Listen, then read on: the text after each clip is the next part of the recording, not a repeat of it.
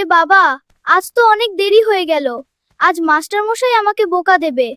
আরে স্কুলের গেটটাও তো বন্ধ মনে হচ্ছে। এবার কি করব আমি? তো বন্ধ।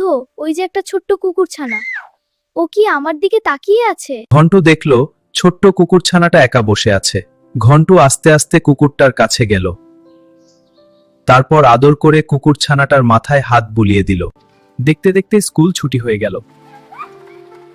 কিন্তু সেই কুকুরছানাটা এখনো ঘন্টুর জন্য অপেক্ষা করছিল।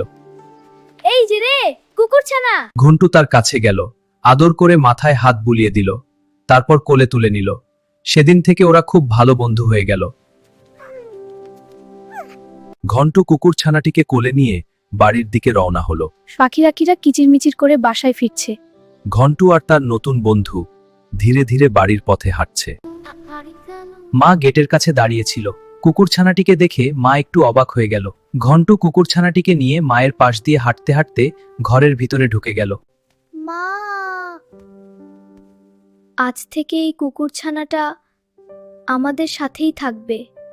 তুমি কিন্তু ওকে বকবে না মা। রাতে ঘন্টু আর তার মা একসাথে খাওয়া দাওয়া করলো। খাওয়া শেষে তারা ঘুমোতে গেল। পাপিটি বিছানার নিচে শুয়ে পড়ল, আর জানালা দিয়ে আকাশের তারা দেখা যাচ্ছিল। ঘন্টুর চোখে এখনো ঘুম নেই।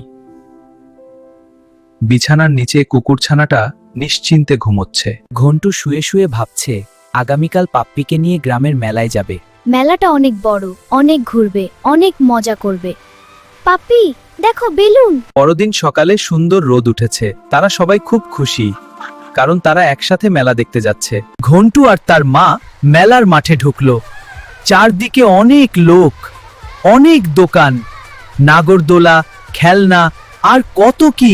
আরে পাপি কোথায় গেল? পাপি, পাপি কোথায় তুই? ওরে না, হারিয়ে গেল নাকি? পাপি, পাপি। পাপিটাকে হারিয়ে ঘন্টুর খুব কষ্ট হচ্ছিল। সে চুপচাপ মাটিতে বসে পড়ল। মা তার মাথায় হাত বুলিয়ে তাকে শান্ত করার চেষ্টা করছিল। ওদিকে ছোট্ট পাপিটাও মেলার ভিড়ের মধ্যে একা একা ঘন্টুকে খুঁজে বেড়াচ্ছিল।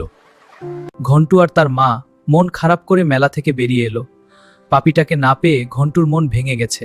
সেই রাতে ঘন্টু কিছুই খেলো না। সে চুপচাপ বিছানায় শুয়েছিল, আর তার চোখ দিয়ে শুধু জল পড়ছিল। পরদিন সকালবেলা ছোট্ট পাপিটা হাঁটতে হাঁটতে আবার সেই স্কুলের সামনে এসে দাঁড়ালো। পরদিন যখন ঘন্টু স্কুলে এলো, তখন দূর থেকে ছোট্ট পাপিটা ঘন্টুকে দেখতে পেল। সে চুপচাপ দাঁড়িয়ে ঘন্টুর দিকে তাকিয়ে রইল, কিন্তু ঘন্টু এখনো তাকে দেখতে পেল না। পাপিটা শুধু তার প্রিয় বন্ধুর কাছে ফিরে আসার অপেক্ষা করছিল। হঠাৎ করে কোথা থেকে পাপি দৌড়ে এসে ঘন্টুর কাছে চলে এলো। ঘন্টু তার পাপিকে ফিরে পেয়ে খুব খুশি হলো। পাপি, তুই ফিরে এসেছিস, আমি খুব খুশি। সে শক্ত করে পাপিকে জড়িয়ে ধরল। আমি তোকে ছাড়বো না। ভালোবাসা থাকলে প্রিয়জন আবার ফিরে আসে।